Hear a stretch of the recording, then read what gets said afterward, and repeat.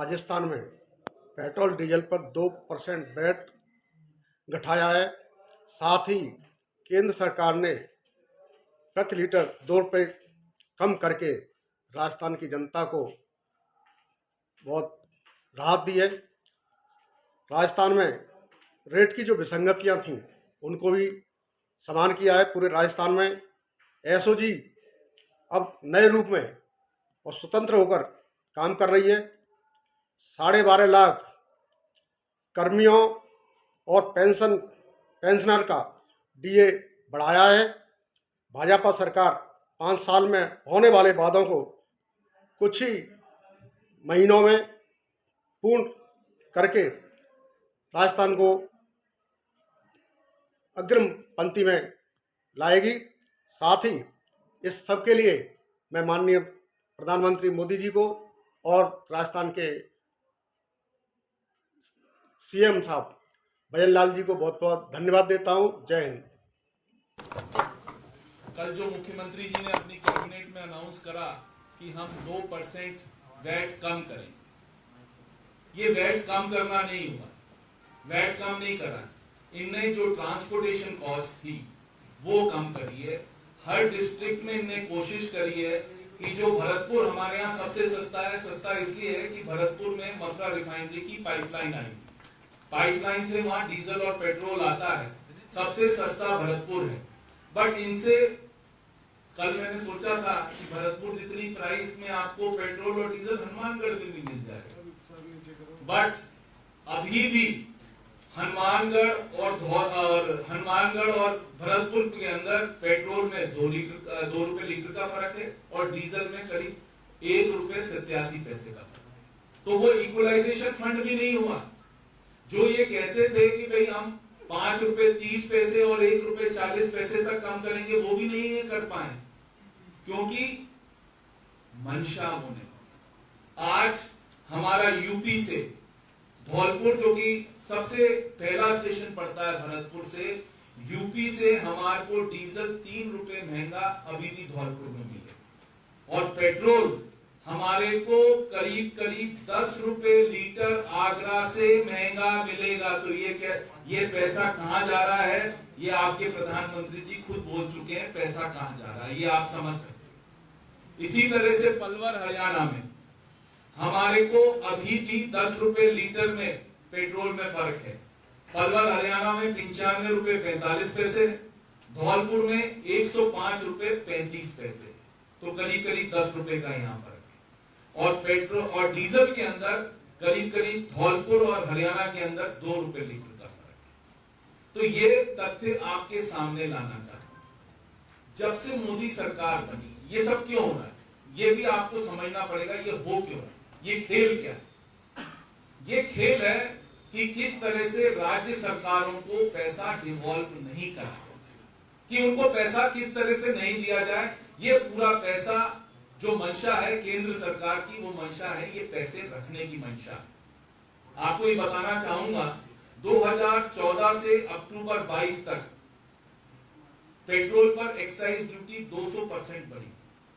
इसी तरह से मार्च 14 से अक्टूबर 22 तक एक्साइज ड्यूटी डीजल पर 600% बढ़ी, सिर्फ 600%, ज्यादा नहीं बढ़ाई। उनका बस चलता तो मेरे ख्याल से 1000% तक बढ़ा देते, बट सिर्फ 600% तक बढ़ाई। अब आप देखिए, जो स्टेट्स को डिवॉल्व होता है, स्टेट्स को क्या पैसा मिलता है? सिर्फ बेसिक ड्यूटी का स्टेट्स को पैसा मिलता है। वो कितना मिलता है? पेट्रोल में सिर्फ 58 पैसे लीटर स्टेट्स को पैसा मिलेगा। कितने में से? 32 रुपए 90 पैसे में से सिर्फ 58 पैसे स्टेट्स को दे रहे हैं, यानी 32.5 रुपया सिर्फ सेंट्रल गवर्नमेंट अपने पास रखती। सेस और एडवलरम ड्यूटी और बेसिक एक्साइज ड्यूटी हटाने के बाद ये सब पैसा 32। तो साहब ये क्या मोदी जी जो कह रहे थे कि ये रखते हैं, तो आज हम भी ये आरोप लगा दें कि 32 रुपए पैसा मोदी सरकार रख रही, 32 रुपए मोदी सरकार रख रही।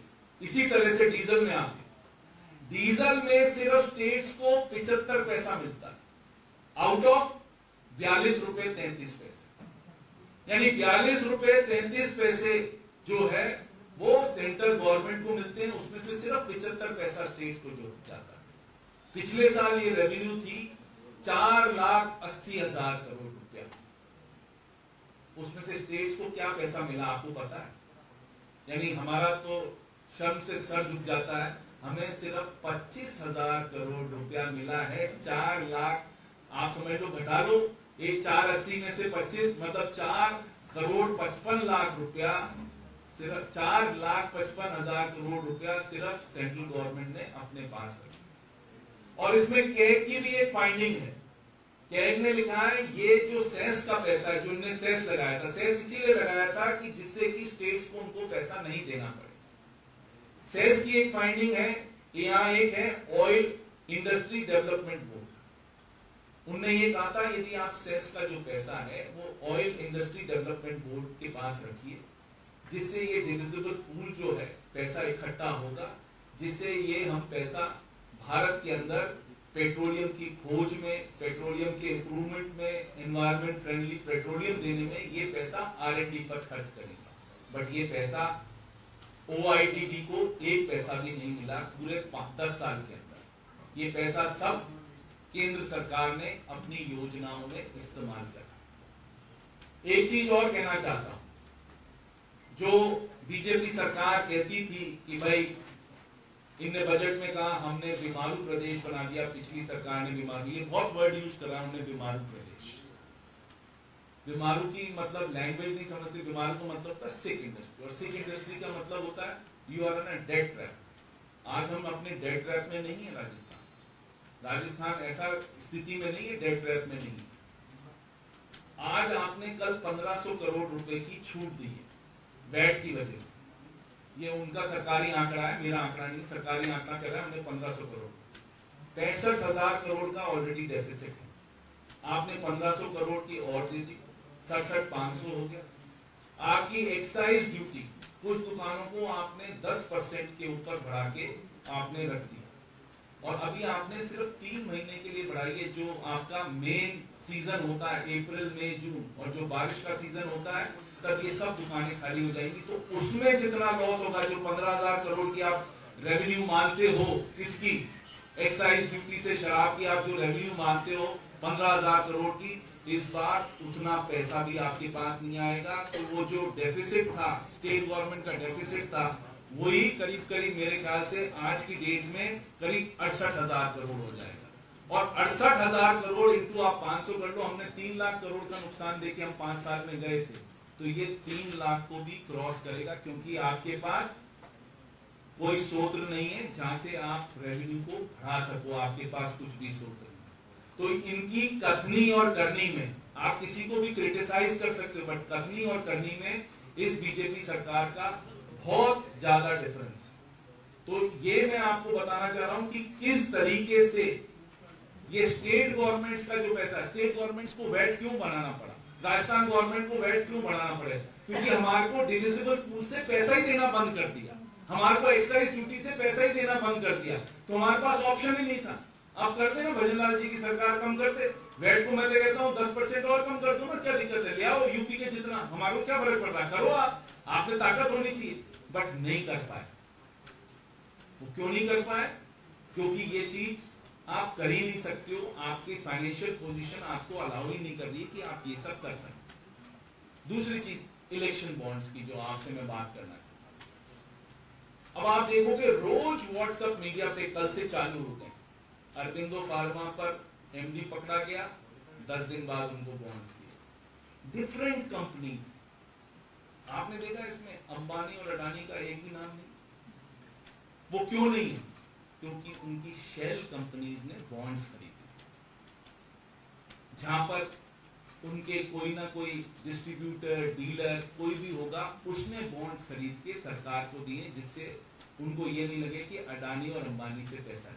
ये 1 या 2 दिन में आपको पता पड़ जाएगा शेयर होल्डिंग किसकी है, कौन कहां से एफिलिएटेड है, सब आपको पता पड़ जाएगा। तो आपको ये समझना पड़ेगा कि आज हम जो बात कर रहे हैं, किस तरीके से ये 6,250 करोड़ रुपए सिर्फ एक ही पार्टी को, ऐसा उस पार्टी में क्या था, और किसी को भी नहीं। बाकी को आप सब देखोगे 50% में वो अकेले हैं, और 50% में इतनी सारी पार्टियां, स्टेट गवर्नमेंट से इतनी सारी स्टेट गवर्नमेंट। तो तो ये आप सबको समझना पड़ेगा और आप सबको ये पब्लिक को बताना पड़ेगा कि इस तरह से ये इंस्टीट्यूशनल करप्शन हुआ है। मैं इसको इंस्टीट्यूशनल करप्शन कहता हूं, this is called institutional corruption. किस तरह से ये इंस्टीट्यूशनल करप्शन हुआ है, और हम सबको धन्यवाद देना चाहिए सुप्रीम कोर्ट का कि सुप्रीम कोर्ट ने हिम्मत करी और ये पूरा इलेक्टोरल बॉन्ड्स का खुलासा हुआ, जिससे कि दुनिया को पता पड़ सके कि कौन कितना पानी। तो आप सबका एक बार बहुत बहुत धन्यवाद, आप पधारे, थैंक यू। बेटा आज बीजेपी में पीसी हुई थी प्रेस कॉन्फ्रेंस जी। में, उन्होंने कहा कि भारतीय जनता पार्टी की 2.5 महीने पुरानी जो सरकार है वो वंडर गवर्नमेंट है, अंग्रेजी वाला वंडर गवर्नमेंट है। वो वंडर सीमेंट का भी आ जाएगा, इलेक्ट्रोल बॉन्ड में आ जाएगा। उन्होंने कहा कि वो वंडर सीमेंट का भी आ रहा है। 2.5 महीने में इतने काम किए हैं, जो जो वादे किए गए वो पूरे हुए किए ना। पेट्रोल डीजल पे वो ये बोले ये कि तो हमने कभी देखो नहीं कहा। इन्होंने क्या काम किया, या तो जनता को पूछो जो अस्पताल के बाहर तड़प रही है, जिनका इलाज नहीं हो रहा है। इन अधिकारी कर्मचारियों को पूछो जिनके एक एक के 5-5, 6-6 बार ट्रांसफर हो गए, और महिलाओं के भी विशेषकर जो रो रो के कह रही है कि मुझे किस स्थान पे किस घर में रहना है, मैं कहाँ जाऊं, सुबह कहीं, शाम को कहीं, दोपहर कहीं, 10 दिन बाद में कहीं, 5 दिन बाद में कहीं। और 2 MOU जिससे पानी आना नहीं है, उनका झूठ और भ्रमण सरकार, पर्ची सरकार, और अब तो है दमी नहीं, अब तो केंद्र की सरकार का भी नाम देना पड़ेगा हमको।